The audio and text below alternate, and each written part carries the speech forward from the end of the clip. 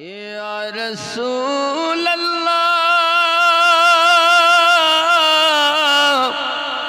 उम्मतिर दरुदी नबी जी आमार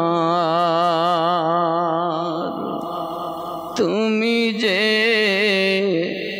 घुमाओ नाराते দেখা দাও আশিকদের সাথে ডেকে নাও তোমার রওজাতে দরুদ সালাম দিতে আ নবী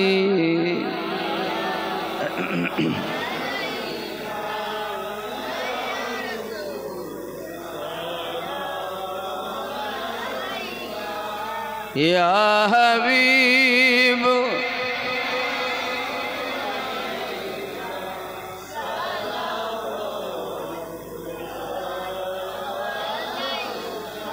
या रसूल अल्लाह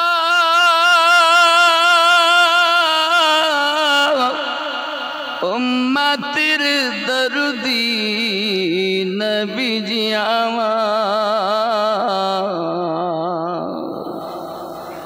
मदीनार पाने चाहिया कदीजे गज़ल गाहिया दियो गो पर्दा उठाया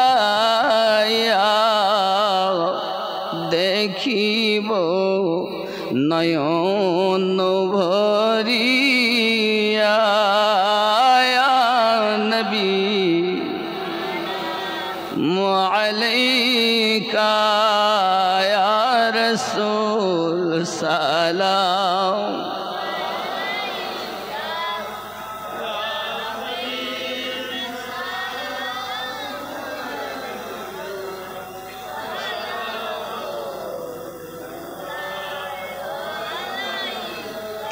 दर्द गो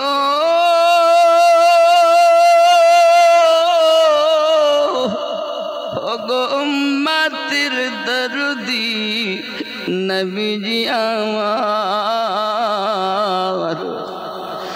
मदीना मनेर बासना ओई मदीना प्राणेर जातो ना मदीना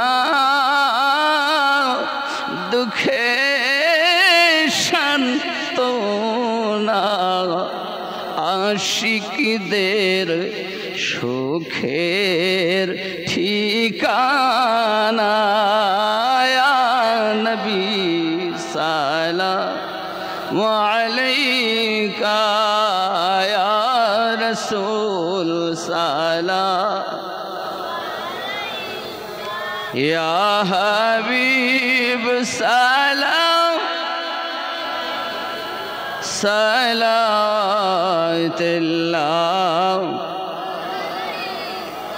अस्सलातु वस्सलामु अलैका या रसूल अल्लाह अस्सलातु वस्सलामु अलैका या नबी अल्लाह अस्सलातु वस्सलामु अलैका या हबीब अल्लाह व अला आलिका सय्यदी या रसूल अल्लाह बलगल उला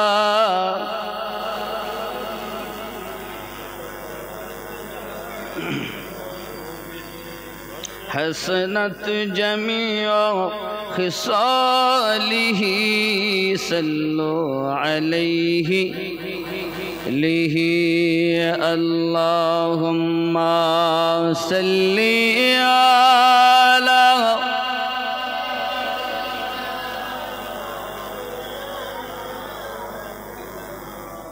व अला आलि सय्यिदिना मौलाना बिस्मिल्लाहिर्रहमानिर्रहीम या अय्युहल्लज़ीना आमनु अलैकुम अनफुसकुम ला यदुर्रुकुम مَثَلَ إِذَا اهْتَدَيْتُمْ إِلَى اللَّهِ مَرْجِعُكُمْ جَمِيعًا فَيُنَبِّئُكُم بِمَا كُنتُمْ تَعْمَلُونَ। পবিত্র কোরআন সূরা আল মাইদা আয়াত নাম্বার 105।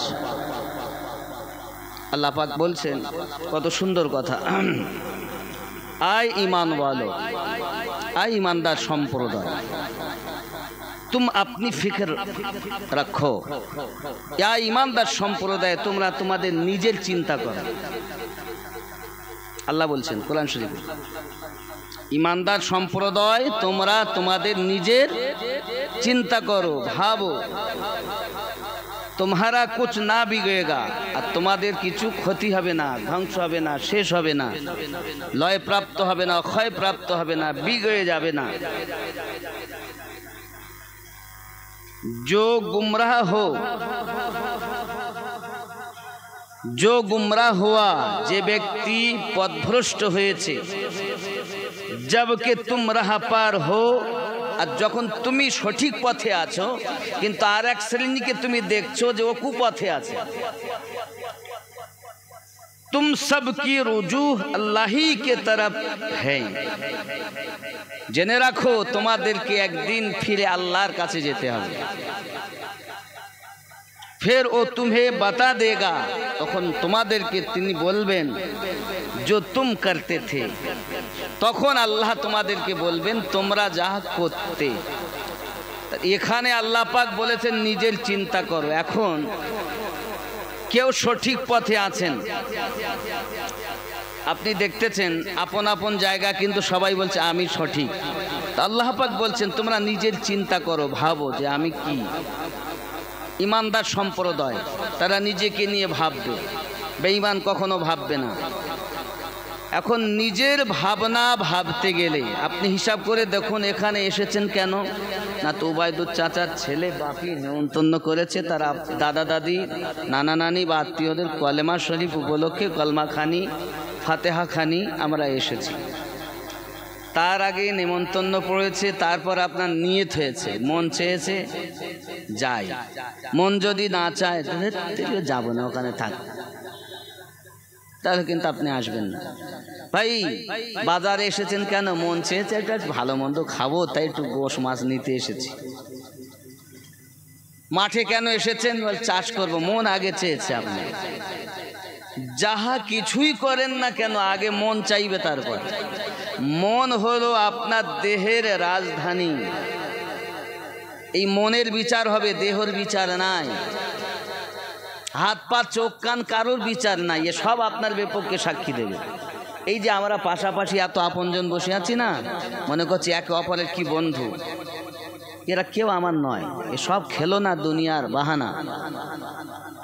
নিজের হাত তাই আমার বিপক্ষে সাক্ষী দেবে, নিজের চোখ বিপক্ষে সাক্ষী দেবে। তাহলে আপনি কার আশা করছেন যে আমার? একমাত্র আল্লাহর বান্দার জন্য যদি কেউ আপন থাকেন আল্লাহ ও আল্লাহর রসুল। জোরে বলুন সুবহানাল্লাহ। এইবার আল্লাহ পেতে গেলে আমরা তো কেউ দেখিনি যে রব কেমন, দেখা যাবে না কিন্তু অনুভব করা যায়। সংক্ষিপ্ত উদাহরণ দিয়ে বলা যায়, যেমন কিছু জিনিস আছে আপনি চোখে দেখবেন না কিন্তু বিশ্বাস করবেন, যেমন জ্বর, অনুভব করেন তাপ দেখে, কিন্তু তার রং কালো, অনেকে কালা জ্বর বলে না, আচ্ছা ও দেখেছে জ্বরটা আবার কালা, কালা অর্থ কালো, আসলে নাম দিতে হয় তাই দিয়েছে। কারো কোনো জ্বরের নাম ম্যালেরিয়া, টাইফয়েড আছে না নাই, কিন্তু আসলে তার কালার বলতে পারে না, কিন্তু অনুভব করা যায় জ্বর হয়েছে তাপ দেখে।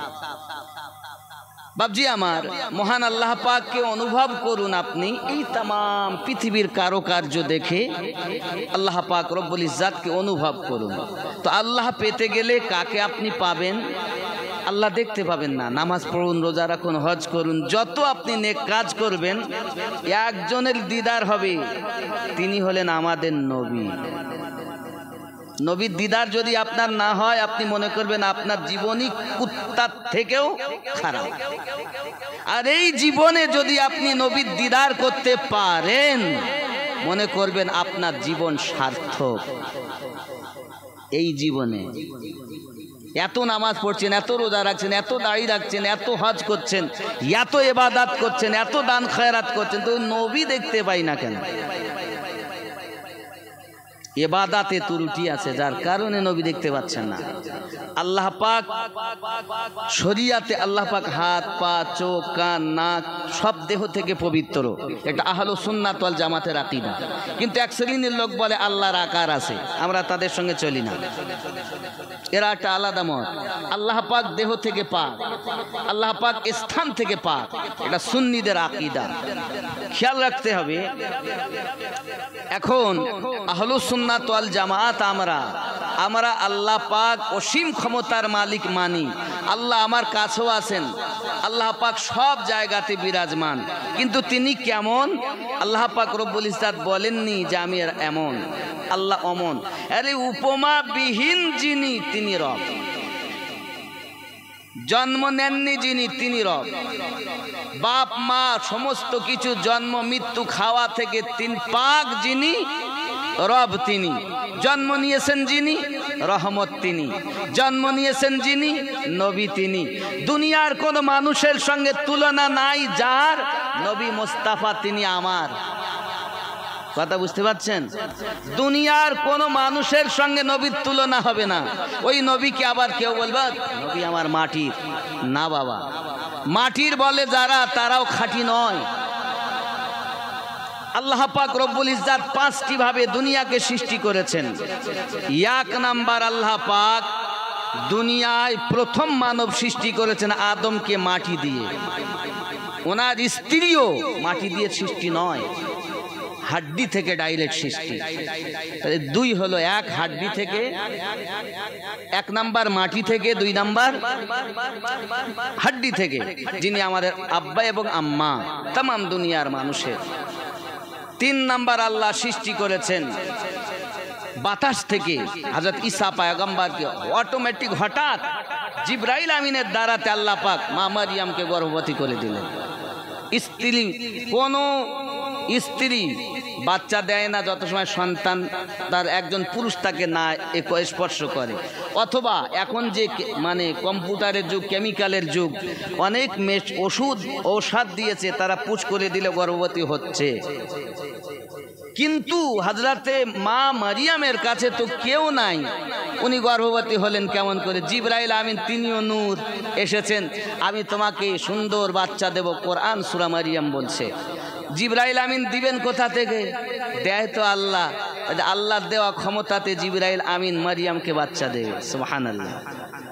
দিলেন, বাচ্চা হয়ে গেল। মা মারিয়াম তো খুবই কাঁদেন, তফসিলে লেখা আছে, দেখবেন কোরআন শরীফে। মা মারিয়ামকে আল্লাহ, এখন উপায় কি? আল্লাহ পাক বলেন তুমি চুপ, খামোশ হও, কথা বলো না। আব্বা আমার উনি মানে শান্ত হয়ে আছেন, কিছুই বলেন না, লোক তো বদনামি করছেন।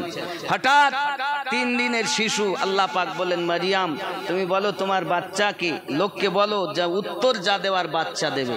3 দিনের শিশু ঈসা নবী বলেছিলেন আমার মা পবিত্রতা নারী, আমি একজন আল্লাহর নবী হয়ে দুনিয়ায় এসেছি। আচ্ছা আপনি বলুন, যে নবী সৃষ্টি না হলে দুনিয়া সৃষ্টি হতো না, তিনি আমাদের নবী। ওই নবী 40 বছর বয়সে নবী হচ্ছেন বলছে, আর যে ঈসা নবী মায়ের পেট থেকে নবী, এটা বিশ্বাস করছে। এ কোন ধরনের আকীদা এদের? এরা আবার মুসলমান নিজেকে দাবি করে, বলছে আমরা এমন নবীর উম্মাত যিনি 40 বছরে নবী হয়েছেন। লা হাওলা ওয়ালা কুওয়াতা ইল্লা বিল্লাহ। আবার ঈসা নবীকে বলছেন মায়ের পেট থেকে নবী। এইসব সত্যগুলো যখন উত্থাপন করি না, তখন আমিনুদ্দিন বেরিলি হয়ে যায়, আমিনুদ্দিন শিয়া হয়ে যায়। কথা বুঝতে পেরেছেন বাপজি? আমার খেয়াল করতে হবে। তাহলে আমরা নবীদের বিশ্বাস করি, যেমন 1,24,000 নবীগণ, সব নবীকে আমরা বিশ্বাস করি। তার মধ্যে সব থেকে বেশি মায়া ও বিশ্বাস আমাদের নবীর উপরে করি, ঠিক কিনা বলেন?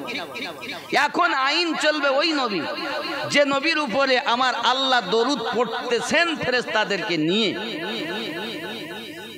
তাহলে যত ইবাদত হবে তত নবীর দিদার হবে। কার দিদার হবে? আল্লাহ। দিদার তো হবে না, নবীর দিদার হবে। তাহলে নবীকে আপনি আমি দেখতে পাইনি মানে আমার ইবাদতে ত্রুটি আছে, সঠিক হচ্ছে না।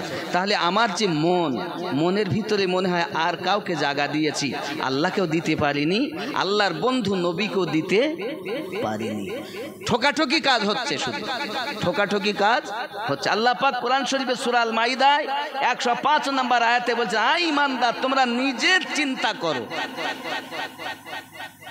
তাহলে আমরা একবারও তো করি না। কথা বুঝতে পারছেন আমার? রাগ করবেন না বাবা, বোঝার চেষ্টা করুন। এখন আমরা নিজের চিন্তা নাই, কিছু নেই, নবী পাই না কেন? দেখতে ত্রুটি আছে। কি ত্রুটি? রোগ। আমার মধ্যে রোগ থাকলে আমি দেখবো কেমন করে? আমার যদি জ্বর হয় আমি আর একজনের জ্বর নিয়ে ভাববো কখন? আমি তো অসুস্থ, কিন্তু আমরা অপরের জ্বরটা আগে দেখি। এই তুই নামাজ পড়তে যাসনি, তুই সুদ খাস, তুই মদ খাস। আল্লাহ, আরে আমি নিজে নবীকে এখনো দেখতে পাইনি, কে মদ খেলো সুদ খেলো ও দেখার সময় আমার নাই। নিজেকে নিয়ে আগে ভাবো। গৌসওয়াহারি বারবার বলতেন, তুমি নিজে আগে ভালো হলে দুনিয়া হবে ভালো। তুমি নিজে মন্দ কর্ম করে পরকে কেন মন্দ বলো? নিজে আগে ভালো হন। আল্লাহ পাক ওটাই কোরআন শরীফে বলছেন। বাবজি, তাহলে ঈসা নবী মায়ের পেট থেকে নবী হলেন, সাক্ষী দিলেন। এখন আমাদের নবী সাল্লাল্লাহু আলাইহি সাল্লাম দুনিয়া জন্ম নিয়েছেন আমরা বিশ্বাস করি, কিন্তু দুনিয়ার কোনো মানুষের সঙ্গে আমাদের নবীর তুলনা হবে না। কয় রকম গেল? মাটি থেকে, হাড্ডি থেকে, আর বাতাস থেকে। আর কয় রকম বাকি? 5 বলেছিলাম, আর 2। আর এক রকম হলো মা এবং বাপের শুক্রাণু আর ডিম্বাণু, যেটাকে কোরআন বলেছে নুতফা। কি বলেছে? নুতফা। আর বৈজ্ঞানিকেরা লিখেছেন শুক্রাণু আর ডিম্বাণু। মা এবং বাপের শুক্রাণু আর ডিম্বাণু যদি না যায়, সন্তান জন্ম হবেই না। তাই মেশিন মারফত বীর্য নিয়ে যদি কারো ভিতরে মেশিন দিয়ে পুশ করা হয়, তবুও শুক্রাণু ও ডিম্বাণু লাগবে, ইহা বিহীন সন্তান হবে না। কথা কি বোঝা যাচ্ছে না? যাচ্ছে না? কয় রকম হলো? 4 রকম।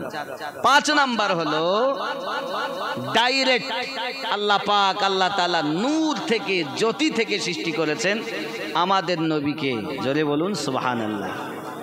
কোরআন বলেছে, কদ জাআকুম মিনাল্লাহি নূর ওয়া কিতাবুম মুবিন। আল্লাহ পাক আমাদের নবীকে সৃষ্টি করেছেন নূর দিয়ে।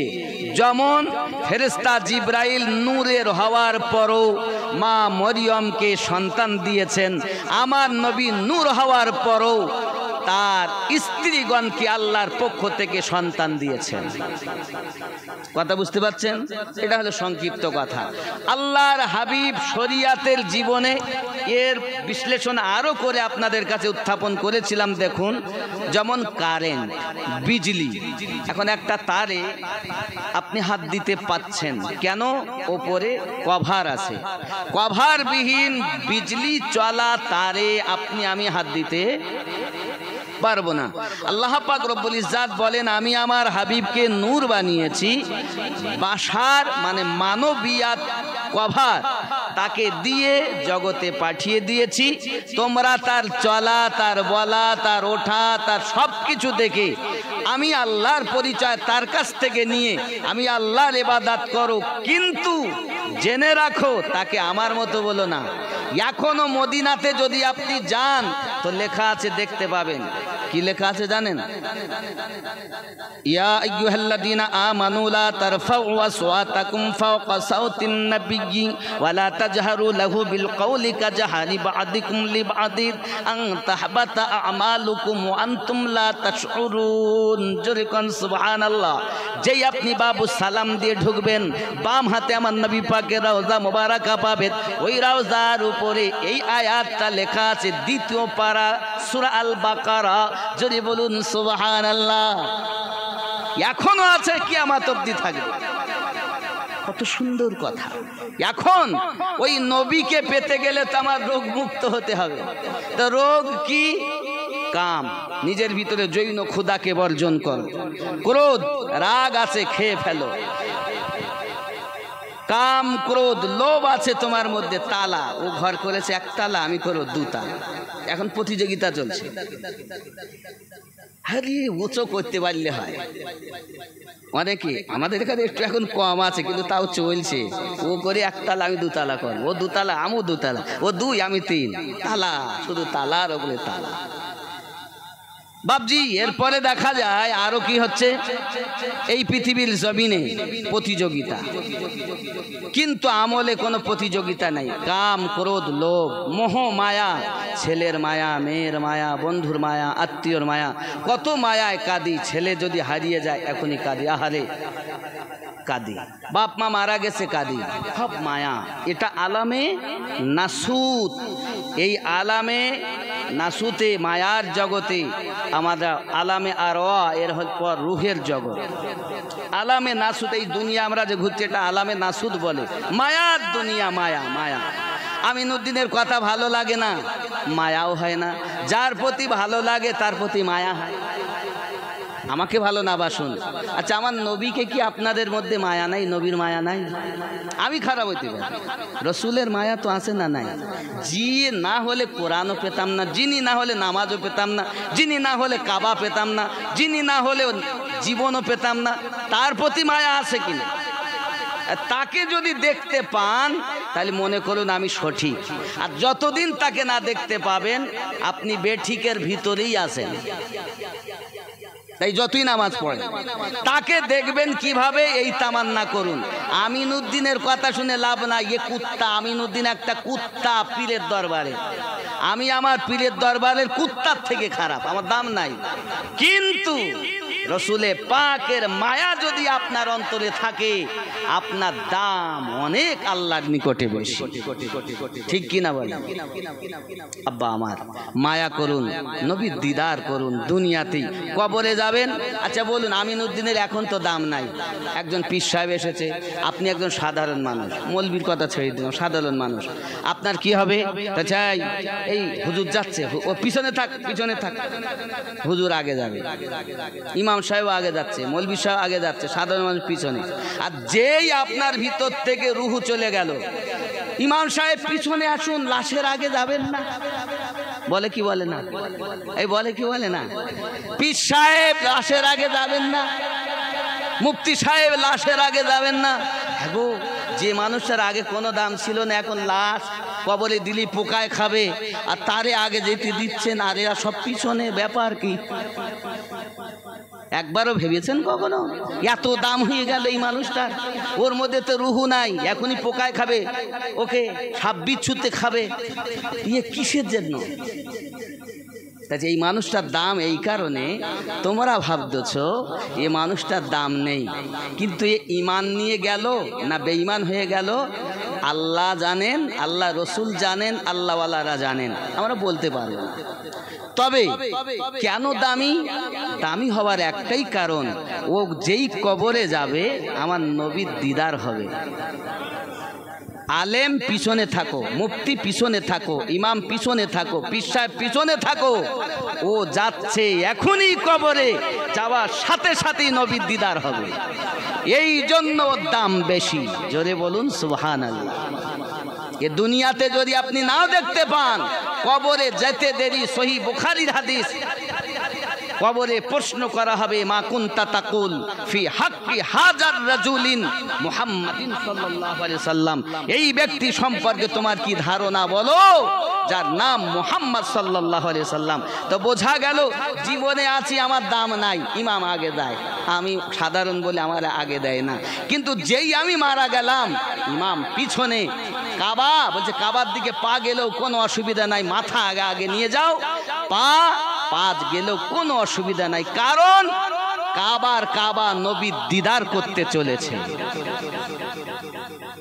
এগুলো বুঝতে হবে, আমাদেরকে ভেঙে ভেঙে মৌলবীরা বলে না, একটুখানি করে বলে গন্ডগোল পাকি থুয়ে দেয়। কবর এমন একটা জিনিস বাবা, মা বারবার বলতো বাবা রে নামাজ পড়তে যা, বাবা নামাজ পড়তে যা, বাবা নামাজ পড়তে যা। মায়ের কথা শুনতো না।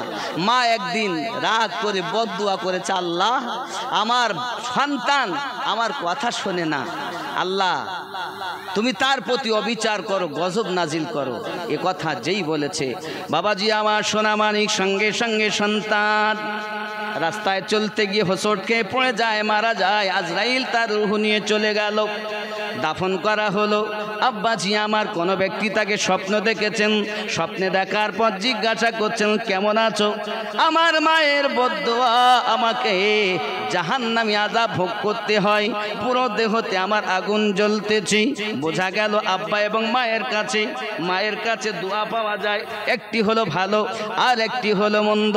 প্রিয় নবী সাল্লাল্লাহু আলাইহি ওয়াসাল্লাম জানিয়েছেন তোমার মায়ের কদম তলে তোমার জন্য জান্নাত, পিতা হলো তোমার জন্য জান্নাতের দরওয়াজা।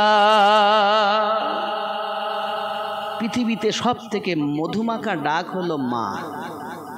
আচ্ছা, ছেলে নামে তত মজা নাই, স্ত্রী নামে তত মজা নাই, বন্ধু নামে তত মজা নাই, একটি শব্দ মায়াকারে মা, এটা যে কত মায়া ভরা। হাজার অপরাধ করার পরও মায়ের কাছে আসার পরে এই তোমার ছেলে এই করেছে, মা তার আসলে ঠিক আমার ছেলে করতেই পারে না, তোমার ছেলে কি সাধু, আমার ছেলে একাই খারাপ, বলে কি বলে না? আচ্ছা বলুন, মা যদি এত মায়া করে, কিয়ামতের দিন যখন আমরা যাব না বাবা, তখন অপরাধ তো আমরা করেছি, আদম নবী ঘুরিয়ে দেবেন, ইব্রাহিম নবী ফিরিয়ে দিবেন, মুসা নবী ফিরিয়ে দেবেন, দাউদ নবী ফিরিয়ে দিবেন, সুলাইমান নবী ফিরিয়ে দিবেন। সব নবীরা নাফসি নাফসি করবে, আর আমাদের নবী উম্মতি উম্মতি করবেন।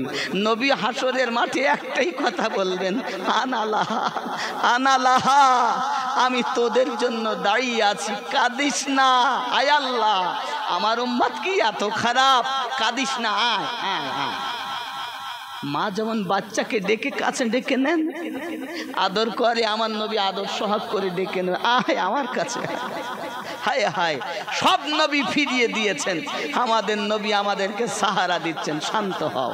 সেজদায় পড়ে গেছেন, মাওলা আমার উম্মত কি এত খারাপ? রব্বে কারীম বলেন উম্মতের জন্য সুপারিশ করছো, কবুল করব, তবে আমি আল্লাহ একটা তোমার কাছে স্যাম্পল চাচ্ছি। স্যাম্পল দাও, স্যাম্পল। কি স্যাম্পল?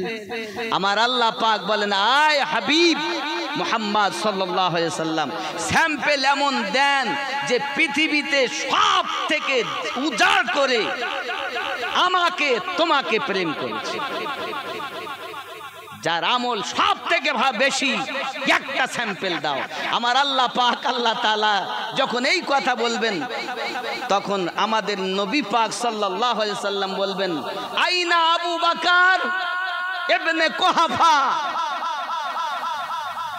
আয় কুহাফার বেটা হযরত আবু বকর কোথায়? লাব্বাইকা ইয়া রাসূলুল্লাহ।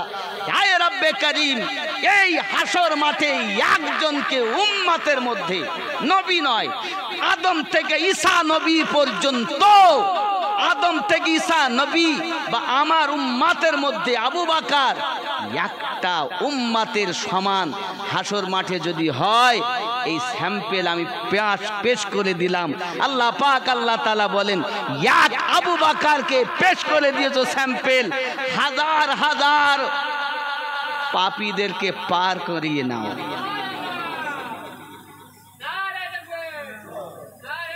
নারে রিসালাত ইয়া রাসূলুল্লাহ। আব্বা কত সুন্দর কত এক আবু বকর রাদিয়াল্লাহু তাআলা। আমল নামাটা কত জানেন? একটু কেন শুনে, আমরা ওই তরিকার মুরিদ বাপ আবু বকর রাদিয়াল্লাহু তাআলা খায় খায়। আল্লাহ পাক বললেন কই একজনের আমল নামাটা একটু পেশ করা হোক। আদম নবী পেশ করতে চাইবেন না, কারণ তিনিও আল্লাহর হুকুম অমান্য করে ফেলেছিলেন, কারো হিম্মত নাই। ইব্রাহিম নবী তিনিও বলবেন আমিও আল্লাহ, এটাকে ভুল বলা যাবে না। নবীদের জন্য এটা ভুলকে ভুল নয়, লাগজিস নয়, এটা ইস্তেহাতি খাতাব বলা হয়েছে আল্লাহর পক্ষ থেকে। এখন সব নবীরা কেউ পেশ করতে চাবেন না। এমন সময় আবু বকর রাদিয়াল্লাহু তাআলা আনহুর আমল নামা 70 জন ফেরেশতার বহনকারী মাথার বোঝা আল্লাহ পাকের দরবারে পেশ করা হবে। 70 জন ফেরেশতা। আরে এক এক ফেরেশতাদের পাওয়ার কত জানেন? সর্বপ্রথম তার আমলনামা পেশ, একটা স্যাম্পেল পেশ করে দিলেন। আর যারা মহব্বত করতে গিয়ে ত্রুটি করেছে, আমার নবী বলেন আল্লাহ স্যাম্পেল দিয়েছি। দেখেন স্যাম্পেল কখনো মালের মতো হয় না, আর মাল কখনো স্যাম্পেলের মতো হয় না। স্যাম্পেল দেখবেন আপনি যে কোনো ব্যবসায় আপনারা জানেন গেলে স্যাম্পেল যেটা পেশ করায় সেটা কিন্তু মাল ছাড়া আলাদা। স্যাম্পেলটা একটু পরিষ্কার ঝাড়া ঝোড়া, কিন্তু যে মাল গুদমে ভরা আছে সেটা কিন্তু একটু অসুবিধা আছে না, থাকে না, থাকে না, থাকে না। তা স্যাম্পেল আমার আবু বকর কোনো দাগ নাই, স্যাম্পেল পেশ করে দিয়েছেন। আর যারা দুনিয়ার বুকে মহব্বত করতে গিয়ে ত্রুটি করেছে, নবী পাক বলে আল্লাহ আমার এক আবু বকরের ওসিলায় এদের সব সাফায়াত আল্লাহ বলেন আমি কবুল করে নিলাম। কি চাচ্ছেন আপনি? ওই নবী কি প্রেম করতে পারবেন না? আরে যে নবীর জীবন আমাদের জন্য স্যাম্পেল, যে নবীর জন্য শুতে হলেই সর্বপ্রথম বলবে বিসমিল্লাহি ওয়া আলা মিল্লাতি রাসূলিল্লাহি, আল্লাহর নামে নবীর দলই আমাদের শুতে হবে। আবার প্রশ্ন করতে গেলে ওই নবী সম্পর্কে প্রশ্ন, জীবনে নবী, আবার মরণে নবী, কবরে নবী, হাসরে নবী, পুলসিরাতে নবী। বাবা সব জায়গায় যখন নবী, ওই নবীকে কেন আমরা অন্তরে গেথে নিয়ে একটু দিদার করে কবরে যাই? আল্লাহ আমাদের তৌফিক দেখ, জোরে বলি আমিন। বুঝতে পারছেন?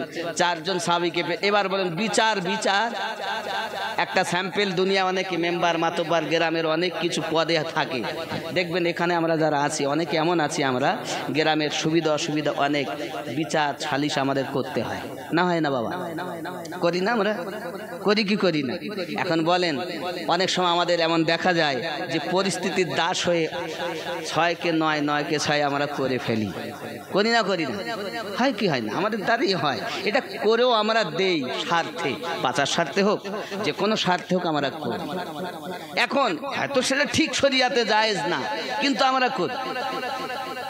বাপজি আমার, আল্লাহর হাবিব সাল্লাল্লাহু আলাইহি সাল্লামকে যখন আল্লাহ পাক বলেন আছে কোন হক বিচারক উম্মতের মধ্যে, আল্লাহ পাক রব্বুল ইজ্জাতের দরবারে আমার আপনার নবী বলবেন আইনা ওমর, কোথায় আছে ওমর? হযরত ওমর রাদিয়াল্লাহু তাআলা নু, আল্লাহ এই হাসর মাঠে আমার ওমরের দ্বিতীয় কোনো মিসাল যদি থাকে পার করতে হবে না। তন্ন তন্ন করে সব দেখা যাচ্ছে, হাত ওমর ফারুকের সাক্ষী ওমরের পক্ষে দিচ্ছে আল্লাহ, আমি ওমরের সঙ্গে থেকে ধন্য, চোখ ওমরের সঙ্গে থেকে ধন্য। হাত কি বলছে জানেন? আয় আল্লাহ, একদা তার ছেলে আব্দুল্লাহ জেনা করে ফেলেছিল, স্বীকার করতে গিয়ে, সংক্ষিপ্ত কথা শোনেন, জেনা করতে গিয়ে জেনা করে ফেলেছে। যেমন জঙ্গলে গেছে হরিণ শিকারি করতে, এমন সব একটা গাছের এমন ফল খেয়েছেন, সেই ফলে উনি গিয়েছেন বেহুশ হয়ে, হুঁশ নেই। এখন এক মহিলা ছিল, ছাগল চড়াচ্ছিল, তাকে নিয়ে ব্রেন ঠিক না থাকায় তার সঙ্গে বেবিচার করেছে। সেই মহিলাটা হয়ে গেছে গর্ভবতী। গর্ভবতী যখন হয়ে গেছে দরবারে বিচার নিয়ে এসেছে। ওমর রাদিয়াল্লাহু তাআলার কাছে বিচার আসার পর দেখেন ওমর রাদিয়াল্লাহু শুনে বাড়িতে গেছেন, বেটা খাচ্ছে, খেয়ে নাও, খেয়ে নাও, এটাই তোমার জীবনে হয়তো শেষ খাবার।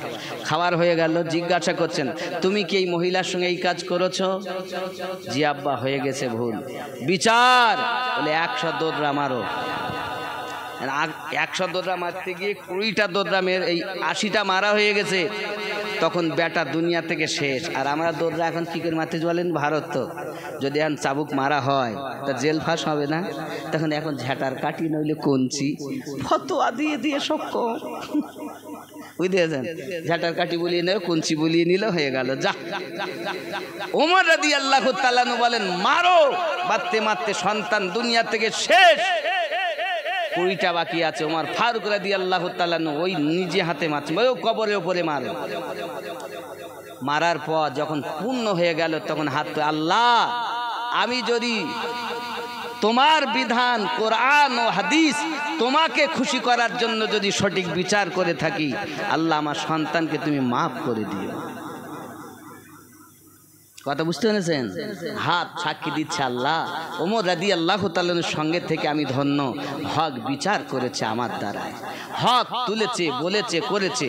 তো ওমর রাদিয়াল্লাহু তাআলা আনহুর স্যাম্পল পেশ করে আরগুলোকে সব যাও জান্নাতে। আল্লাহ বলেন কবুল করে নিলাম, যারা দুনিয়ায় বিচার সঠিক করতে পারিনি যা তোরা জান্নাতে যা। নবী পাক বলেন এই আগে যা, আগে পিছনে না।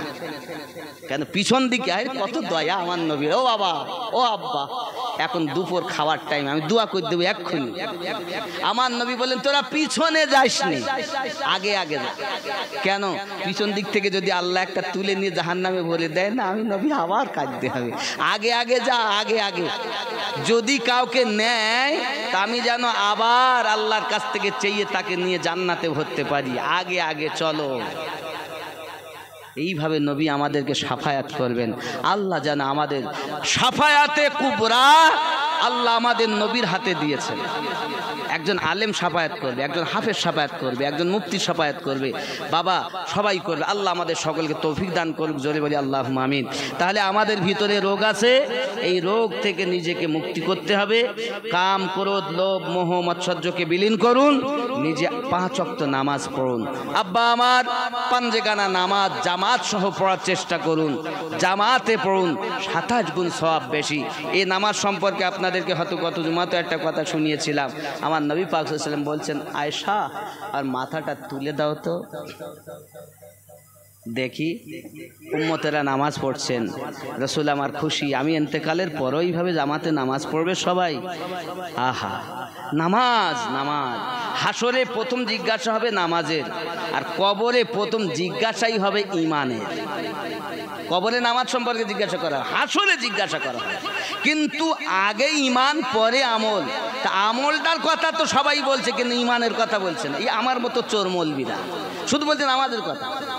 নামাজ তো হাসরে গেলে তারপর, কিন্তু কবরে তো প্রথম প্রশ্ন ঈমানের। মাকুনতা তাকুল ফি হাক্কি হাজার রাজুলিন, এই ব্যক্তিকে কি বলতে দুনিয়া থাকাকালীন? এটা কি বলতে নবী মাটির নবী? এটা কি বলতে নবী এটা জানে ওটা জানে না? এটা কি বলতে নবীকে যেটুকু দিয়েছেন ওইটুকু তারপর জানে না? মাকুনতা তাকুলু, আপনারা যদি কারো কাছে জিজ্ঞাসা করতে চান আলেম ওলামার কাছে, জিজ্ঞাসা করবেন যে আমিনউদ্দিন পাগলা এসে বলে গিয়েছে নবীকে নিয়ে আগেই প্রশ্ন করা হবে, এবং মাকুনতা তাকুলু, নবীকে দুনিয়া থাকাকালীন কি মনে করতে, ধারণা কেমন ছিল, এইটাই নাকি আগে জিজ্ঞাসা করা হবে। আর এটাই সহি হাদিস, সহি বুখারী ও সহি মুসলিমের এটাই হলো একটাই প্রশ্ন নবী সম্পর্কে।